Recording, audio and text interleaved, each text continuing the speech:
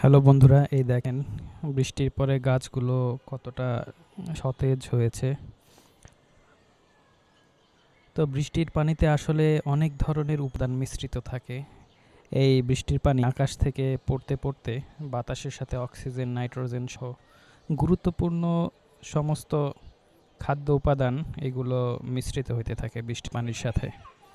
আর যে কারণে এগুলো আপনার গাছের পাতায় পড়ার সাথে সাথে গাছের পাতাগুলো সতেজ হয়ে যায়।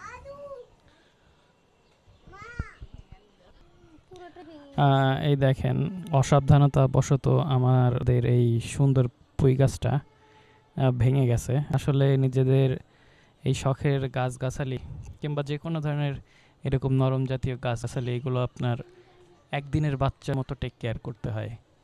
যদি এইগুলো অসাবধানতা বশত আপনার যদি টানা হেঁচড়া করা হয় তাহলে এগুলো ভেঙে যায়। দেখেন কত সুন্দর এই পাতাগুলো হয়েছে, একদম তরতাজা, ফ্রেশ, কেমিক্যাল মুক্ত। ঢাকা শহরে এরকম শাক পাওয়াটা আসলে খুবই দুষ্কর ব্যাপার। কিন্তু ভাই এই যে গাছটা একটা রহস্য আছে, এই গাছটা কিন্তু ভাঙছে আরও 2 দিন আগে। তারপরে দেখেন আবহাওয়া মেঘলা মেঘলা থাকার কারণে বৃষ্টি হচ্ছে, এখনও দেখেন গাছের পাতায় বৃষ্টির পানি লেগেছে। এই এই বৃষ্টির কারণে কিন্তু আমার গাছটা একটু মূর্ছে যায় নাই, হ্যাঁ। কিন্তু যদি রোদ ওঠে আমার এই গাছটা কিন্তু এই মারা যাবে। এখন কিন্তু আমার গাছটা ভাঙা থাকলেও সে কিন্তু বৃষ্টির পানি থেকেই তার যে খাদ্য সেগুলো সংগ্রহ করতে পারতেছে। যে কারণে তার শিকড়ের সাথে কানেকশন না থাকার কারণেও সে কিন্তু একদম তাজা, তরতাজাই আছে। রোদ না উঠলেই এটার অবস্থা একদম শেষ হয়ে যাবে। তো আপনাদের আর একটা গাছ নিয়ে আসছি দেখানোর জন্য, একটু দাঁড়ান।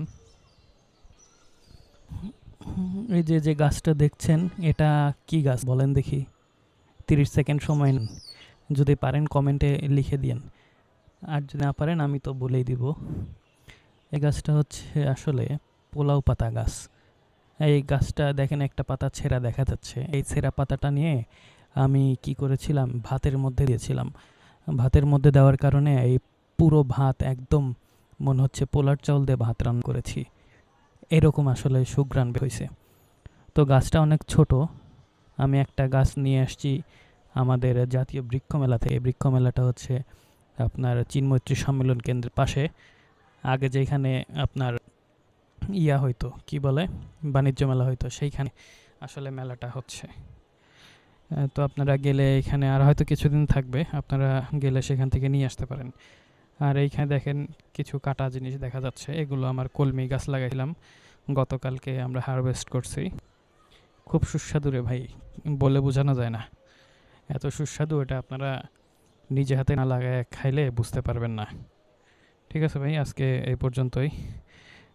আর এই মরিচ গাছগুলো কেন মারা গেল আমরা পরের ভিডিওতে জানাবো, ঠিক আছে? আসসালামু আলাইকুম, আল্লাহ হাফেজ, সবাই ভালো থাকবেন।